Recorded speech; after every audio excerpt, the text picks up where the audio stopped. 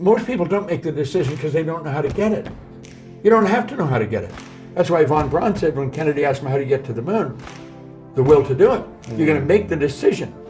You don't make the decision when you've got enough money or when you've got all the resources. You make the decision. When you make the decision, you flip your brain onto a higher frequency, and then you're on the frequency, you begin to attract everything on that frequency. That's where the law of attraction comes in.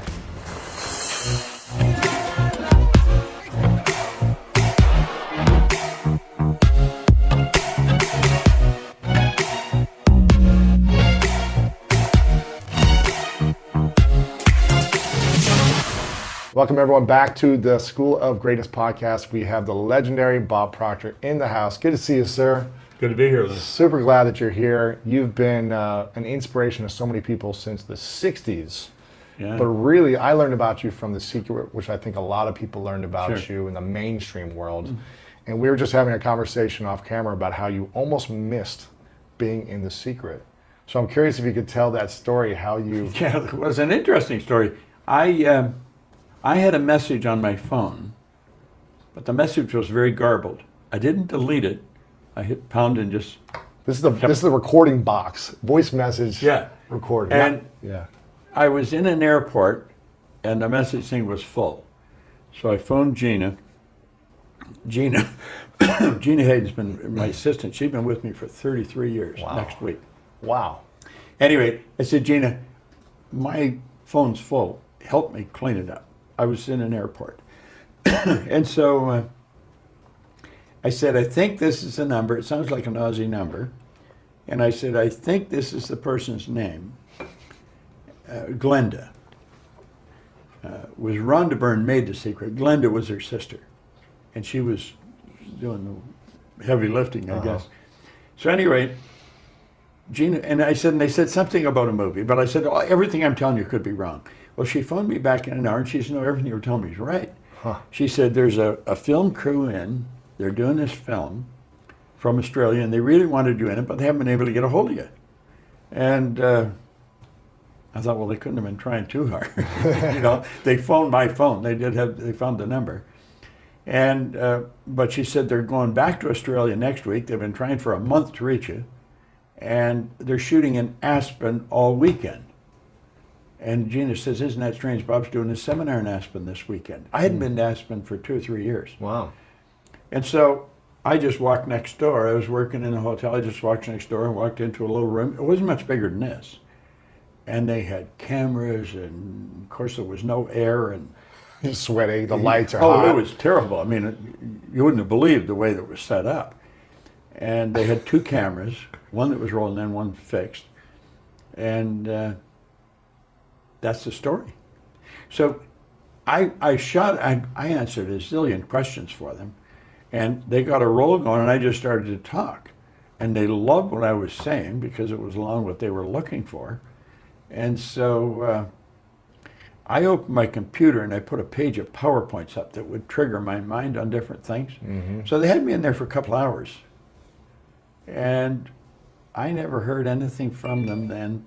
I think that was in the summer, until the next spring or something. Really? And I got a CD by FedEx. Now I get a lot of CDs sent to me, and I didn't back then. And this is what, the 90s or 2000?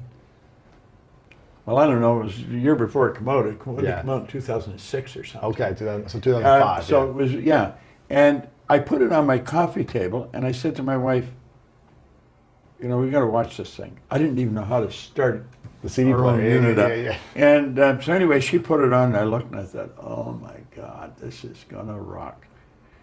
It was because I saw the trailer, and it was the trailer that sold The Secret. Wow. And that thing just took off like a rocket. Yeah. You guys were everywhere for years. Yeah, yeah. And you were one of the main people that they focused on a lot. I feel like I think I'd probably studied their subject more than anybody. Right. And then they had me do a section. If you go into the CD, into the menu, there's a special Bob Proctor in there, where they had me do about 30 or 45 minutes. I did it in my office on a green screen. I just started talking. I didn't stop. And they never edited it. Wow. And they put that, so that's in there. That's the bonus. Yeah. And I think that's online for, I don't know, 2 or 3 million viewers on it. Yeah. Wow. It's inspiring. Yeah. And, Yeah. but you already, It was a great hit. Yeah. and but you already had a successful business. You were teaching, doing seminars, workshops. Well, I've been before in that, the right? business since that was in 2006. I'd been in the business since 1968. Wow. You know, I started in 1968 with Nightingale Conant. Okay. Yeah, in Chicago. Yeah. Wow. And you didn't go to high school. You said you went 2 months to high I school. went to high school for 2 months. Yeah, and they kicked me out. Why did they kick you out? Well, I was useless. I I was going nowhere, doing nothing. I mean, I was a useless human being, really. I had the word goal. I would think of a hockey game or a soccer game. It was not something a person would work toward. I had been in and out of the Navy and in and out of factories and Wow. working in bars. I mean, I was going nowhere, and I was 26 when I woke up. But prior to that, nothing was happening. I think I'm very effective at what I do because I always figured if this worked for me, it would work for anybody. Mm.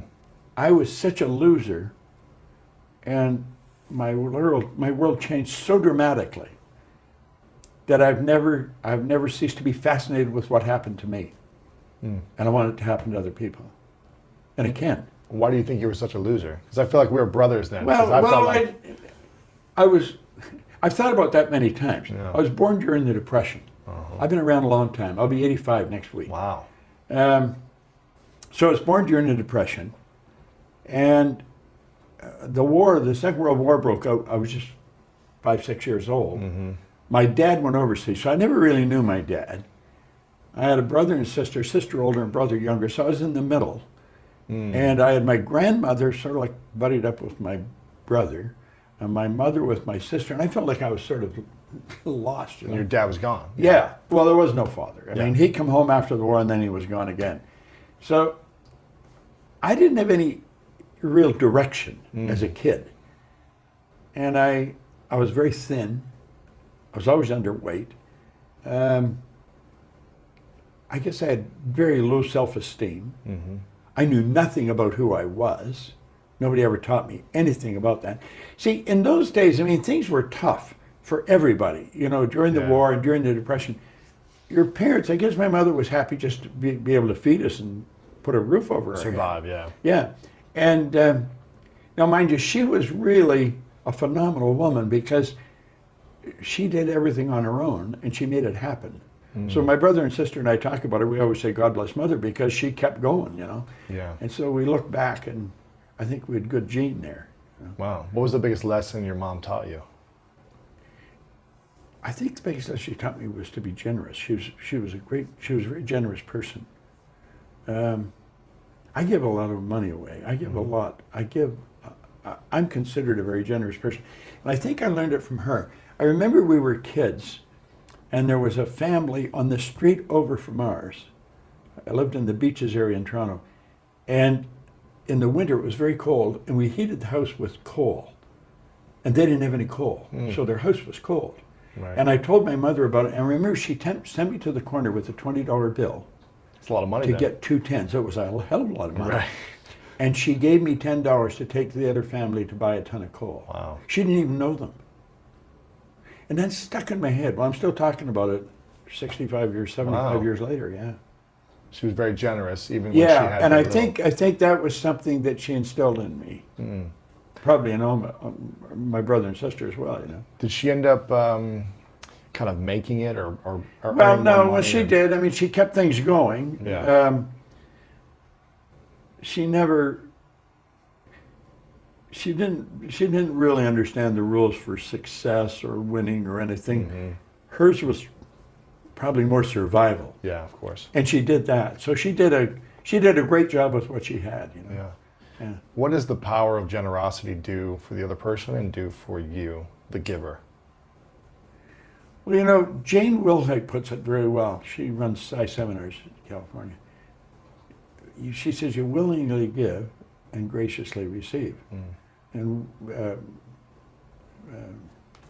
givers gain. Ooh. And so I think I think the giver enjoys more than the receiver. Always, right? Yeah. When you're in Yeah. service to other people, Yeah. when you're in service to a charity or Yeah. people that maybe have less than you in the moment, it always feels amazing. Well, like our company built schools in Africa, Yeah. and we built a lot of them. Yeah. We built we Cynthia built schools Kersey. too. Do you know Yeah. Cynthia Kersey? Huh. You should interview her. She's Okay. a fascinating woman. Um, she builds the schools over there, her foundation. And I met her and I started to support what she does. In fact, my son's over there right now with his wife. Wow. And every summer, Cynthia takes a group over with her. And we built probably hundreds of schools over there. Yeah. But they give them everything, not just the schools, nutritious food and Hygiene, yes, water, and yeah, everything. they mixed the whole thing. There was a lot of schools being built, but they wouldn't last because there was nothing going with it. Yeah. And I'm convinced that giving is one of the basic rules of success. Why? Well, Emerson said that cause and effect was the law of laws. Action and reaction are equal and opposite. So it's in harmony with the laws of the universe. And I believe this whole universe operates in a very orderly way. I'm very tuned into the laws of the universe. And I think that's why, it's in harmony with God's laws. Yeah. I see the laws as God's modus operandi. It's how everything happens. Yeah. Now you said, I think at 26 or 27, that's when you started to wake up, or you started to have some type of awareness about yourself, the world, the universe, life. What happened when you started to wake up? It was dramatic what happened. I was on the fire department in a suburb of Toronto, and there was a man near there who became a friend of mine. He was a friend of a lot of people. I just was fortunate enough to meet him, Ray Stanford. He gave me a copy of Think and Grow Rich, and he said, Bob, did you ever read anything? And I said, no, I can't read. Now, that wasn't true. I could. I found out I read about as well as most people. I think the average person reads at about a grade 7 level. And they learn to read by the time grade 7, and then they never improve upon it from that point on. But he said, if you do exactly what I tell you and read this book every day, you can have anything you want. Well, I was unhappy, I was sick, I was broke, and you can have anything you want. I thought it was nonsense. But he said something else. He said, listen, my way's working, yours isn't. He was happy, healthy, and wealthy. The guy always had money on him. And big, healthy guy. And he said, you're unhappy, sick, and broke. So he said, I must know something you don't know. Why the hell don't you do what I tell you? Well, I think something clicked. Now, people had tried to reach me. I was 26 since I was a kid, and none of them ever did. And so I started to do what he suggested. And he said, what do you really want? Well, all I wanted was some money. I was earning $4,000 a year at the time, and I owed $6,000. So if I had paid everything I earned for 18 months, I would have just broken even. Wow. It was an impossible situation. And I was just looking at what was. I couldn't see beyond that, so that's what made it impossible. And he said, listen, write what you want on a card. Now, I got a gold card in my pocket. I've carried one ever since. He said, write what you want in the card. You can have anything you want. So he said, what do you really want? And I said, I want some money.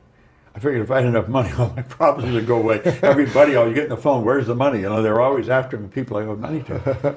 So I wrote that I wanted to have $25,000. And now, if I had got together all the people I know, or knew at that time, and put all their money together, we wouldn't have come up with $25,000. We probably wouldn't have come up with $1,000. It was an enormous amount of money. It was nuts. So I wrote that in the card. He said, you got to read it every day. And he'd keep saying, did you read it? Did you read it? So he got me reading it. And I reading the book or reading the card? No, read the gold card. The card. Read the gold $25,000. Just a gold card. Read the gold card. I'm so happy and grateful now that I have $25,000. And I learned something very important from it. All I thought about prior to that was debt. Because people are always phoning me, when are you going to pay me? If you think about debt, you're going to be in debt forever. Yeah. You become what you think about. Well, this gold card got me thinking about earning money. I never thought of earning money before. I thought about debt all the time. And it got me thinking of earning money. So I started to hear people talking about earning money. And because I heard them talking about it, it got me thinking about it.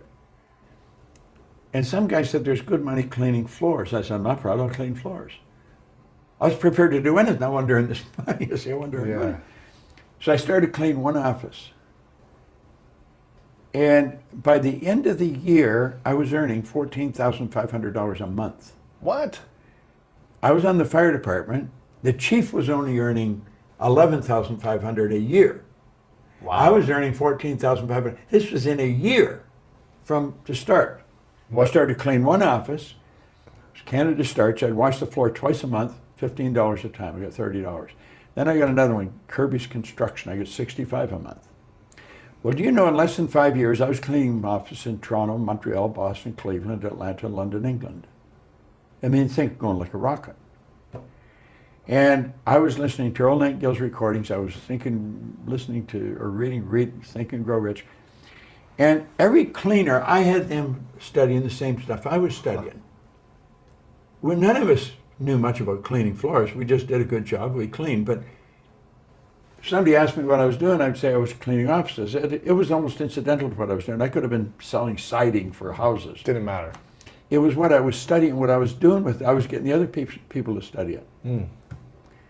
And I was very irresponsible. I was earning all this money. I was earning well over $1 million a year. I was living in London. I'd go down to the Playboy Club on Park Lane, play roulette. I didn't even care if I lost, and I hardly ever did. I almost always won.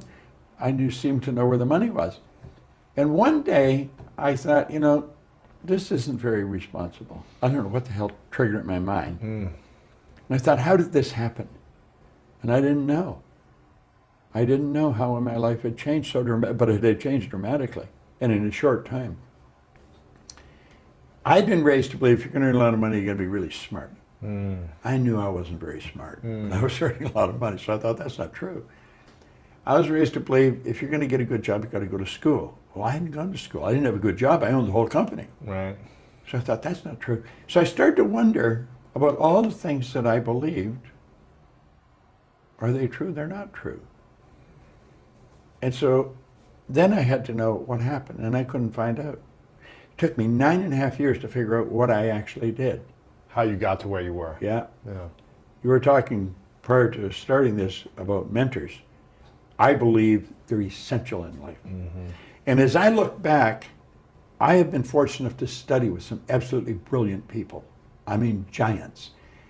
And any success I've enjoyed is because I've had great direction. Wow. And starting with the first one, he says, do exactly what I tell you until you find out I'm lying or I don't know what I'm talking about. So that's sort of a rule I followed. When I pick a person that I'm going to choose as a mentor, I do exactly what they tell me until I find out they're lying or they don't know what they're talking about. And they don't lie, and they do know what they're talking about. So I've had great instruction in my life. And it works. Wow. Who's the most memorable mentor for you? Well, Ray Stanford, first of all, but they're all very all very important. Different ways. Earl Nightingale, huge. I started to study his recordings, and then I wanted to work with him. And I saw where he had distributors, and so I became a distributor. And I left my business. I was prepared to pay them to let me work there. I wanted to work with him because I knew if I could work with him, I could watch him, and I'd see what he did. And I'd get to think what he's thinking, because he was a giant in my mind. I mean, Earl Nightingale and Lloyd Conant literally started personal development as we know it today in recorded fashion. And he started on this Strangest Secret record. So he was really huge. But I studied with Bill Gove, who was a great speaker, Val Vanderwall, Dr. Roeder. I've had just phenomenal mentors. Most of them people, you wouldn't really recognize their names, but they were giants at what they did. Do you remember having big dreams as a kid? Or did you just always think you would amount to nothing, you were a loser? And... I never had any dreams when I was a kid. I think the area I grew up in, we were so poor, things were so rough. But you got to remember, that was during the Great Depression in the 30s. I mean, there's not too many people alive that lived through that anymore. And we didn't have dreams. We just get by was the deal. Right.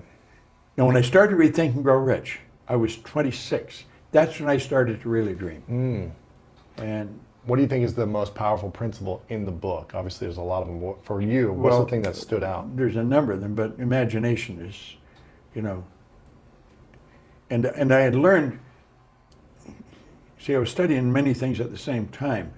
Our higher faculties, school teaches nothing about them. Many seminars don't teach you much about them. We talk about you becoming what you think about, but you've got to go further than that. Most people live through their senses because we're programmed to do that. Literally, we're programmed genetically and then environmentally to go by what we hear, see, smell, taste, touch.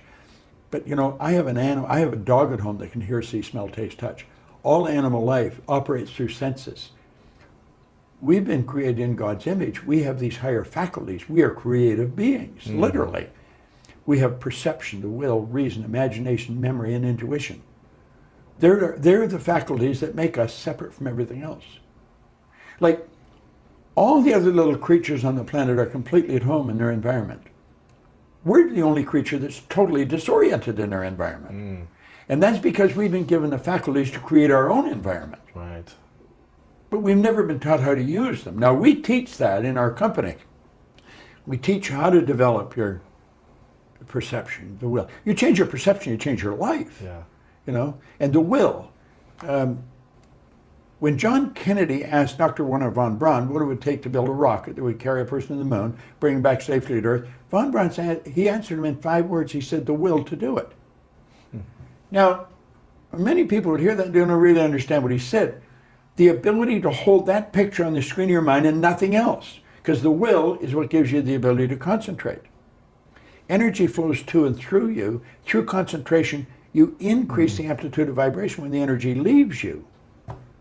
That's how absentee healing's done, through the will. You know, a practitioner will hold the idea, and they'll have the subject relax, be very quiet. They transfer that thought right into the person's subjective mind.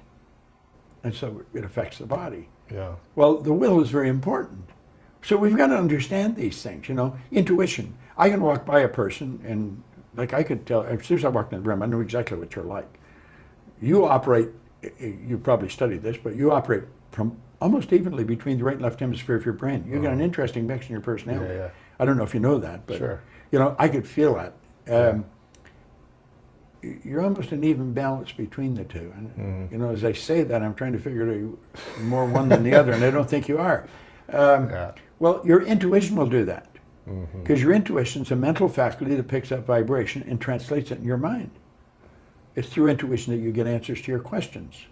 Like you asked a question, the opposite side of a question is an answer. It's the equal and opposite side. So our answer comes with our question, but we're not tuned in to pick it up, you know. Like every question is an answer. Well, the imagination, of course, it's everything. Yeah. So you get these higher faculties and you get using them, and I started to learn how to use these. And I started to see that we've got so much going for us that we never hear about. School doesn't teach us. Our parents don't teach us. You go to work for a company, they don't teach you. So the odds of learning it are really slim, you know. And it's the reason there's so few people that really are successful in life. There's all kinds of material around in success. My goodness, there's more around today than there's ever been. Yeah. Self-help books are, you know, top of the bestsellers list. A crushing, yeah. You know, in 1968, when I first started to study this, you had Norman Vincent Peale's Power of Positive Thinking, you know, How to Win Friends and Influence People by Carnegie. It was a few books, you know, Think and Grow Rich, but there weren't that many. Today, there's thousands of them. Yeah. People need it because they don't know how to use the tools that we have. But they don't know how to use the information that's in the books. Right. How do we... So what are these 5 faculties again? You said? You have perception. Yeah. Intuition. The will. Reason. Reason. Yeah. Imagination. There's 6. And 6? Memory. Like everybody has a perfect memory. It's just weak. I worked with Harry Lorraine, who's probably had the best trained memory in the world. And I asked him one time, I said, Harry, how long do you remember something? He said, still don't want to forget it. We had a man, Abdul, over from Saudi Arabia in a matrix seminar that we conduct. And he was a psychiatrist, he was teaching people to memorize the Quran. Jerry Lucas, great basketball player, he was teaching people in San Fran to memorize the Bible. We have a perfect memory. It's just weak. We never develop it. Right. But we grow up, I've got such a bad memory. Well, there's no such thing as a bad memory. The more you say it, the more you're going to convince yourself that it's weak. That's exactly, yeah. Which faculty of the 6 was the hardest for you to tap into and become a master of? They're all difficult to tap into because we're programmed not to use them. Why is that? Because there's only one problem in the whole world, and that's ignorance. We didn't know we had them. See, people talk about perception, but they don't see it as a mental faculty. You know, it's just a word. If I have a challenge, something I'm really struggling with, I've learned how I'll take and I'll write it out on a piece of paper as clear as I can, as if I was going to give it to you and then you'll understand the same as I understand the problem. I'll put it in the middle of a table and I'll sit and look at it. And I'll keep asking, now, is that problem in me or is it on the paper? Is it in me? And I'll work until I get it on the paper, get it out of myself. For example, what do you mean, like a problem that you might? Well, anything that I'm trying to figure out, maybe how to improve a particular seminar I'm just not happy with. Now, I've been doing it for a long time, you know. So you would write down. Yeah, write down the problem. Any is the problem seminar. you've got. I don't care what the problem is. Maybe you're short of money. You don't have enough money. Right. Write that down. Right. You know, you're short of money for a purpose. You were wanting to buy a building or something. So you look at the paper and then you ask yourself, is the problem in me or is it on the paper? And you work until you get it on the paper. Get it out of yourself. So you can look at it objectively like a stranger would. And then go and sit on the other side of the table. And I may say, now, you know, how would Lewis Howes look at this? Yeah. How would he handle this? I may go sit at the end of the table and literally move physically and say, how would Earl Nightingale handle this? How would he see this? I may say, how would Napoleon Hill go somewhere else? And the person doesn't have to be alive. They could be dead. Right. Their energy's not dead. It's always here. And, well, what you're doing is shifting your perception. As you change your perception, you eliminate the problem. The answer's there. But you've got to get in harmony with it. You know? So any one of them, you take any one of them. The will, like we were talking, the will. If somebody's standing behind you, let's say in a mall, and they're staring at you, you feel them staring at you, don't you? Yeah. Why? Feeling is conscious awareness of vibration. And when a person's staring, they're concentrating, they're sending such a powerful charge of energy at your brain that you start to feel it. You turn around, sure as hell, there's somebody there staring at you. Concentration increases amplitude of vibration. There's a power flowing to and through us all the time. It never stops. You can photograph the energy leaving the body. Well, concentration increases it, makes it more powerful. So whatever you concentrate on, you're giving more energy to. Emerson said the only thing that can grow is the thing you give energy to.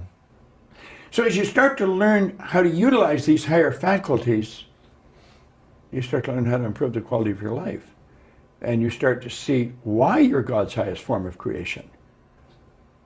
You know, it's like I don't see God as a man on a cloud. Right. Just going to answer my questions for me. You know, there's a great author one time said, God will feed every bird, but he's not going to put food in their nest. You got to do it. You know, God's not going to do it for us. We got to do it. Yeah. And so we've got these higher faculties. We've got to learn how to utilize them. Which one was the hardest for you to learn how to utilize, and which one do you think is the hardest for the majority of people? Intuition. Was for you and everyone else? No, not for me. Intuition for everyone else. Yeah, because I made up my mind I was going to study that one. I saw a guy who was very intuitive, and I wanted to be like that. And I thought he was, you know, I would have said when I first saw it, he was psychic.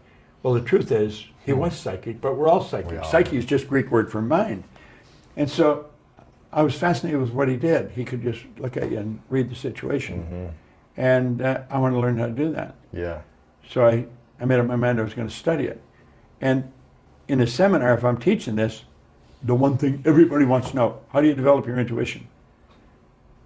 Because you can get, intuition is a feeling that you pick up. Intuition reads feeling.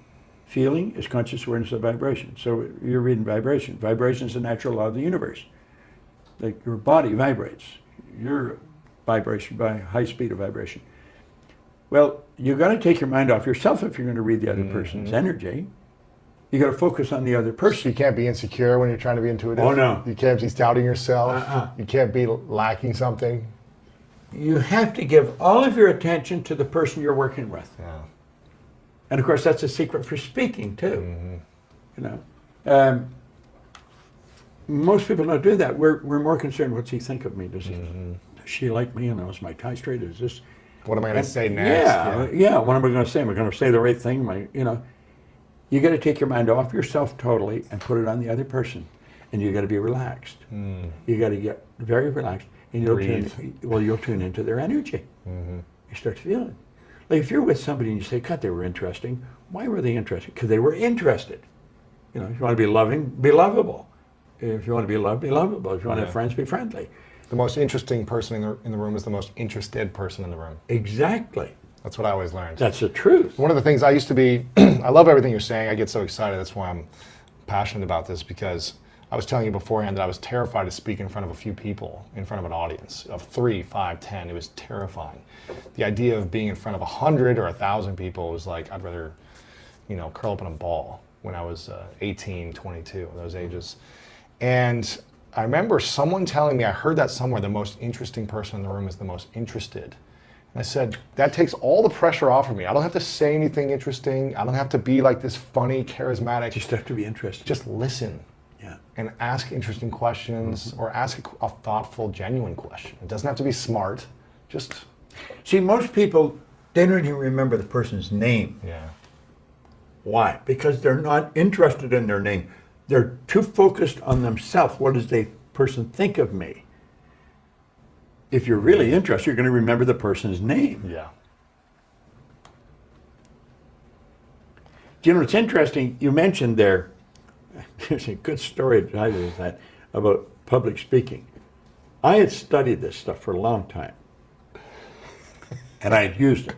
I knew it worked. I didn't wonder if it worked. I knew it worked. Yeah. And all I wanted to do was teach it to other people. It took me 9.5 years to figure out why I changed. And when I learned, all I wanted to do was teach it to other people. But I was afraid. I was very shy, very Insecure, yeah. very insecure. But I had all this knowledge. I was earning a lot of money. In there, I did well. Outside of there, forget it. And on one of Earl Nightingale's tapes, on the recording, called The Magic Word on Attitude, it's so fun. Are you familiar with it? Oh, Let's check it out. you've got it, John. I will get an original copy and send it to you. Oh, please do. You've got it. I'll listen, yeah. I will send it. Well, he said, now there's on attitude. He said, now right here we come to a rather strange fact. We tend to minimize the things we can do, the goals we can accomplish, and for some equally strange reason, we think other people can accomplish things that we cannot. You want to realize that you have deep reservoirs of talent and ability within you. Now, if you had asked me, do you understand that? I'd say, of course I understood. I've listened to it 1,000 times, at least. Well, I was in the back corner of the room at the O'Hare Hyatt. Bill Gove was speaking to 1,000 people. I was in the back corner of the room, and I was watching him. Bill Gove was the Frank Sinatra speakers, one of the best speakers in the world. And I watched him.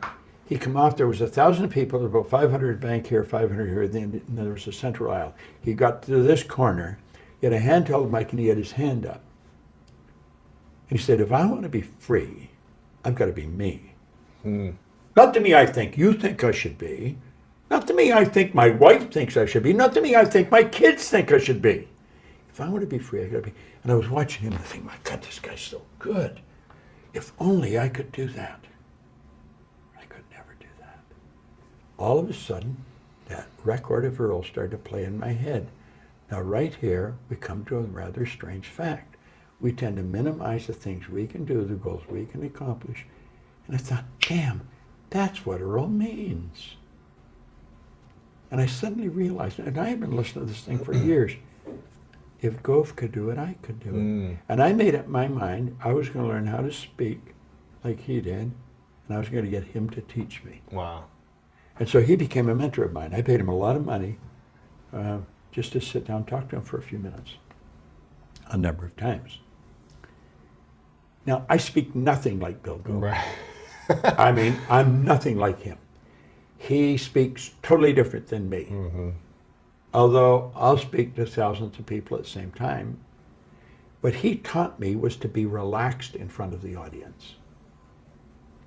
That was the big lesson. If you're not relaxed in front of an audience, the audience will know it. How do you relax in front of an audience when you're terrified? You've got to think of the audience. You've got to think of how you're going to, what you're helping, how you're going to teach them something. Another mentor of mine a couple years ago told me something similar, because I'd been training in Toastmasters and had coaches and had overcome a lot of my fears of speaking in front of big crowds. And I got pretty good. I was getting paid, big fees and things like that, but I was still nervous a little bit before and felt a little insecure. And I remember calling him about 15 minutes before, being like, can you give me some grounding? Can you give some coaching? And he said, don't make it about you, make it about them. You're gonna mess up, be okay with it. You're not gonna remember every word you wanna say. Don't beat yourself up. Focus on them and how you can serve. Don't focus on yourself. And that's when everything started to shift. Just like you said, when you focus on service to the audience. You got to fall in love with helping that audience. Helping, giving, doing whatever you can to serve, you stop worrying about everything the way you look. It's the same thing when you're having an interaction with a group of people and you're just listening and you're not worried about what people think about you. You're just being interested in them. You got to have a very confident feeling in about what you're doing. How do people build that confidence if they don't have it? Well, you build confidence by learning, don't you? I mean, that's the only way you get confidence. Yeah.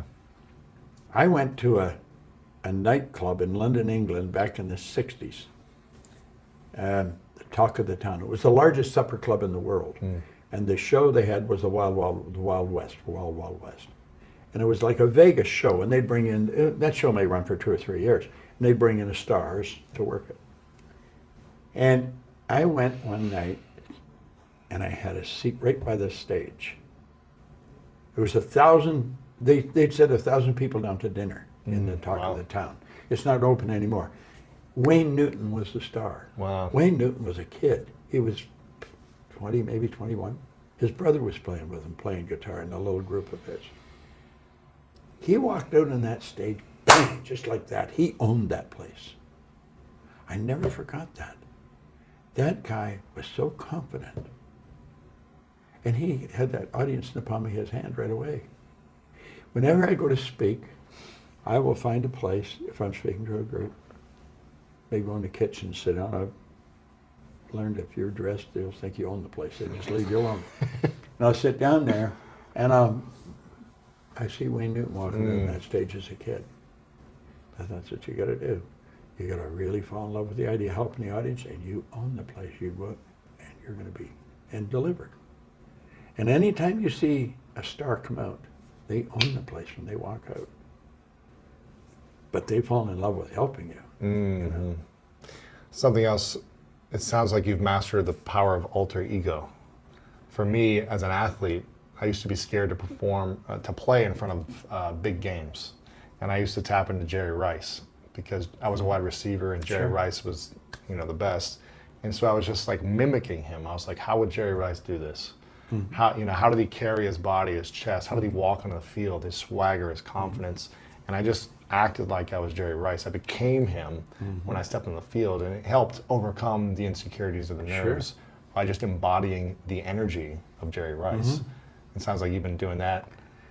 I do that in different ways with different people. Yeah, in different scenarios, right? Yeah, like years ago, I started to realize the real power of self-image, studying Maltz's work. And I will, and I've taught this to many people, I will build an image, different parts of my personality. I will see someone that I really, something they do that I really admire, the way they do it. And I will adopt that. Now, I've got this, I've been doing this for years.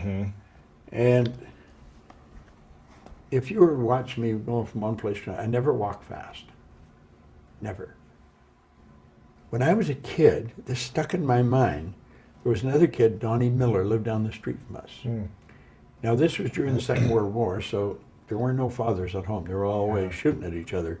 But his dad was home. His dad wasn't well.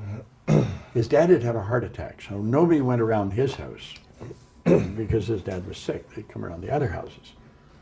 But the doctor must have told his dad to walk. His dad was always dressed, suit, shirt, tie. And I'd watch him walk up and down the street. I'd see him every now and then. He'd walk up and down the street. And he had this real relaxed walk about him. And when I was building stuff in, it was a picture of his dad stuck in my mind. And so I sort of mimicked his walk. Wow. You know? But I've done different things. Like, I used to watch Earl Nightingale record. When I first went to work for him, he had a recording studio. It'd be like this, there was a window. My office, I could look in when he was recording.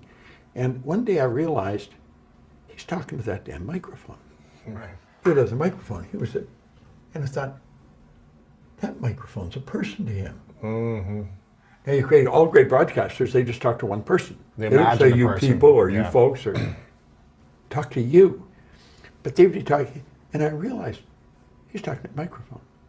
So in a recording, I talk to one person. It's a microphone. If I'm working with an audience, I talk to one person. These are just little lessons that I picked up to get better at what I was doing. I remember, if a person's negative in an audience, real negative, there could be 500 people in that audience. That one person's energy is so strong. Stands out, yeah. And there was a woman that I met, Beverly Lynch, years and years ago when I was at Nightingale, Conant, and I asked her one time, I said, she was the speaker. I said, Beverly, what are you doing? There's a negative person in the audience. She smiled, and she says, you talk to the light, not the dark. I thought, wow. So obvious, why did I miss that? So if I'm talking on there's a negative or a few negative, I just take one person that's super positive, and it doesn't matter where I'm looking, that's the person I'm looking at. I'll talk to that person. So you focus on the positive people. Always. Always. Yeah. You won't try to put your attention on the negative person and try to get them to be happy and smile. You just if you just keep putting the positive, if they just open their mind for a minute, you're in. Yeah. You got to get the information into their subconscious mind. Yeah. You know. You mentioned, I think one of the faculties you said was the most challenging is imagination. Is that one of the most challenging for people? It's not the most challenging. It's something we really want to gain an understanding of, because most people use their imagination. They use it the wrong way. They imagine what won't work. They imagine something bad happening. What should we imagine more often every day? We should imagine you should see yourself where you want to be. You got to live there. There's a great book. You may be familiar with Stella Adler's book, The Art of Acting. Oh gosh, you got to get it. Stella Adler was a great acting teacher. She was a method acting teacher. She studied under Stanislavski, the Russian acting teacher that originated method acting. Okay. Marlon Brando wrote the foreword in her book. He was the first method actor to reach superstardom. Okay. And he wrote the foreword in her book. Now, Stella Adler never actually wrote a book. A man named Kissel took all of her teaching, all of her lessons for teaching, and he put them into a book. So when you read her book, you're going to her acting classes. And like Shakespeare said, we're all actors, the world's the stage, and that's true. Well, when you reach a goal, you're going to act like you're already there. It's already happened intellectually the second you think about it. It's already happened emotionally when you're emotionally involved with it. So it's only a period of time until it manifests in physical form. Right. But because it's not in physical form, we act like we haven't got it yet. Yeah. Well, so that's why most people stay stuck, because they're acting like they haven't got it yet. Or if I can't act like that, Lewis would see that I haven't got that result, he'll think I'm phony. I got to quit worrying about what Lewis thinks and start concentrating on what Bob thinks. And so you see yourself, your imagination, you got to be that person.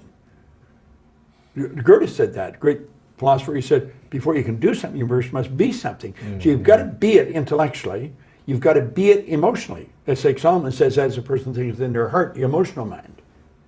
Well, it's only a period of time then until it manifests physically. That's one of the first laws of the universe, is the perpetual transmutation of energy. Energy is moving into form, always. To form, moving into form, through form, back into form again. So we cause it all to happen the way we think and the way we stay locked into ideas. How should people be developing their imagination on a daily basis in a positive way? Well, I think they should take time to image what they want.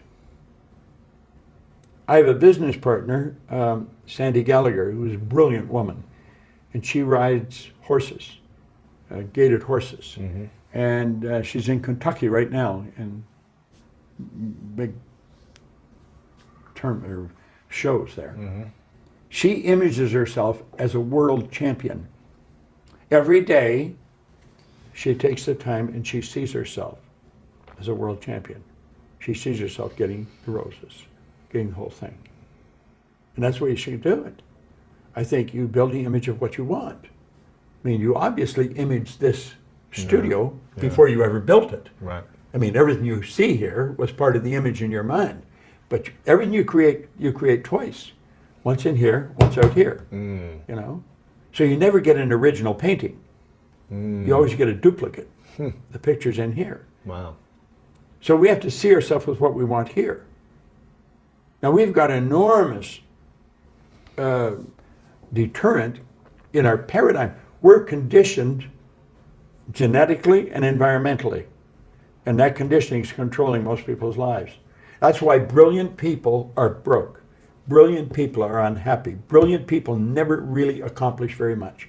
They're absolutely brilliant, but their paradigm is controlling them. It's all about intellect. They're smart people. But like, you got to consider where we come from. A little particle of energy from mom, a little particle of energy from dad comes swimming along. That's the nucleus of us. Then that goes on for 280 days, attracting more energy until you make your debut on the planet.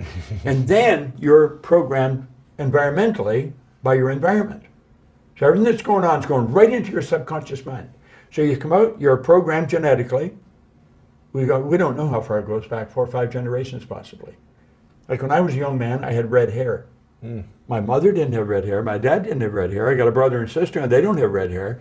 Because you think, well, but my mother's father and all his brothers had red hair. So sometimes it jumps a generation. That's why we look like our relatives. It's genetic conditioning. And then there's environmental conditioning. We know almost all welfare recipients are 4th, 5th generation welfare recipients. So this is passed down generation to generation. Now, unfortunately, we're all exactly the same. We got exactly the same potential. Our spiritual DNA is perfect. But that perfection never expresses itself properly because of this paradigm. It's conditioning in our subconscious mind. You see so many brilliant people and they don't make it. I had a good friend of mine, Milt Campbell. He won the gold medal in decathlon. Wow. I was a decathlete. Were you aware? I was an All-American decathlete. Well, yeah. Milt won in Melbourne in '56. Wow, okay. And he won in '52 in Helsinki. Wow. Bob Mathias won his second gold. He won the gold in '48 and then in '52. Wow. Milt told me, if he told me once, he told me 1,000 times. Every time I was with him. You know, there was a lot of athletes in schools that were better than me, but they quit. Yeah. Well, our paradigms get us to quit things. Why? Because of programming. You're programmed. You have to ask yourself, why don't they do that? I did a lot of work with the Prudential of America. In fact, I got stuck in the insurance companies for a number of years. I was so effective at what I was doing. And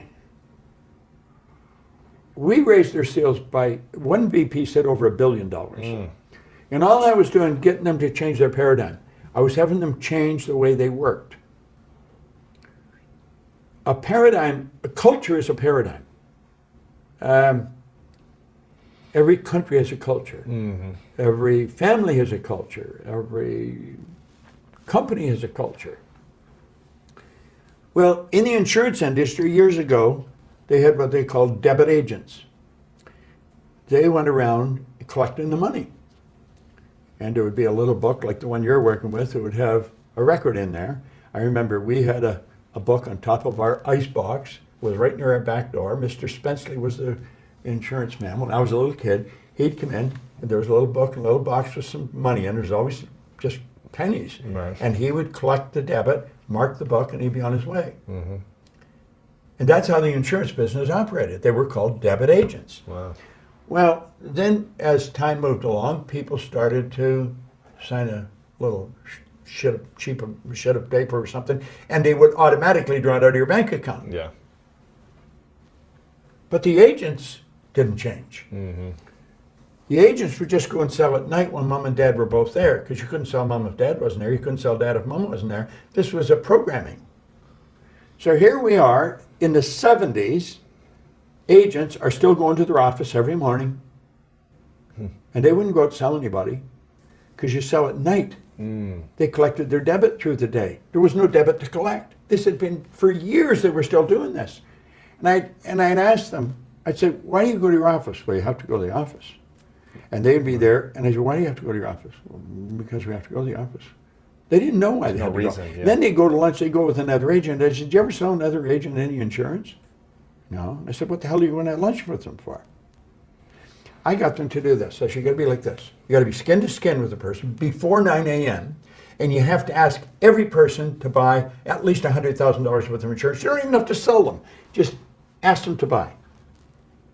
Well, I got them doing that. They were selling more $100,000 policies in a week than they previously sold in a year in almost every office. Wow. You see, that's conditioning. That's paradigm. That's the way they were working. They've been doing it for years. Nobody ever thought to change it. Largest insurance company in the world. And the head office was trying to figure out what I was doing, because wherever I went, the sales went crazy. I was showing them how to change paradigm. Your paradigm is your conditioned behavior. How do we know when we need to change our own paradigm? You always need to change your own paradigm. How often are you changing yours? I'm working on it right now, every day. Really? Yeah, I work on it every day. But you should only try and change one or two things at a time. Don't try and change everything at once. Well, you can tell what your paradigm is. Just study your own behavior. Mm-hmm. Think of your results. You want to improve your results, don't you? Sure. You probably want to earn more money. Sure. You probably want this show to be bigger than it is. Sure, yeah. Well, how are you going to do that? You got to change the paradigm. That's right. You got to change your habitual way of dealing with these things. So you take a look at the results and say, what do I want to change? It's the results are an expression of the paradigm, not the intellect. Right. See, the conscious mind is where all our intellectual information is. You know how to do better than you're doing. You know how to do better than you're doing. Sure. I know how to do better than that. Why aren't we doing it? The subconscious is programmed. It's your conscious mind where the intellect is, and that's where our knowing is. Person knows, but they're not doing what they know. Just say, why do you do that? I don't know. Well, you know better. I know. Why are you doing it? I don't know. Well, I know. It's their paradigm controls their behavior. Yeah. So you take a look at your results and you say, what's causing that? So you've got to take back your behavior pattern. Why are you doing that? Because you're programmed to do it. Mm-hmm. Right now, the last time we did a paradigm shift seminar in Los Angeles was a number of 3 or 4 months ago. We gave everybody a ring binder. It's a damn thing's about that thick. And on every page is the same. At the top of the page, you write 10 things you're grateful for. Uh-huh. And then there's a statement that you write. I am so happy and grateful now that I know my spiritual DNA is perfect. And that perfection is within me. Every morning I look for ways to improve my paradigm. I have to write that with my left hand. I'm right-handed. I'm on my 41st day today. Writing left-handed? Writing left-handed. Why? It's changing the paradigm. I could be just as proficient with my left hand as I am with my right, but I've got to change my paradigm. I'm programmed. Now, when you're writing, you just write. You don't think. That's why graphical analysts can tell a lot about your personality through your handwriting. Yeah. Sloppy handwriting. If you're Don't writing read with your left hand, and you're right-handed or your non-dominant hand, you gotta consciously pay attention to every stroke, every move your hand's making. And the second you stop, it looks like it was Chinese art that you were drawing. Right. But I know through repetition, keep doing it, keep doing it, keep doing it. It'll probably take me a year. Wow. But I'm learning how strong the paradigm is and how hard it is to change it. So a year from now, I'll probably be as proficient with one hand as I am with the other.